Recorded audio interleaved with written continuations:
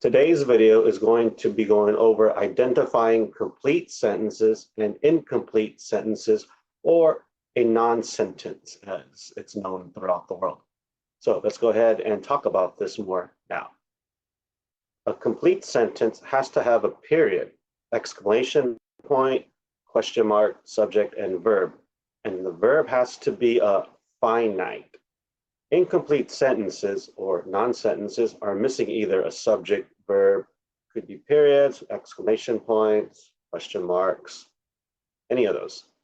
For example, the sentence, I like to, is missing a verb. The sentence, the sky is, that's missing a subject. So we're going to read these samples here, and just basically you're going to tell me if it's a sentence or a non-sentence, which again is an incomplete sentence. I like to play outside. So what's that going to be? That's right, it's a sentence. The sky is blue. What is that going to be? That's right, it's also a sentence. Like to eat. Non-sentence. My favorite animal is a dog. That's a sentence. And the last one here, fire is, well, that's a non-sentence. What about these examples here? What are they going to be? The first one says, favorite animal is. So what's that going to be? Sentence or non-sentence? That's right, it's a non-sentence. I'm going to the park.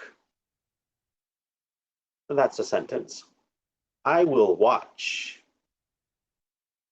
Non-sentence. His name is.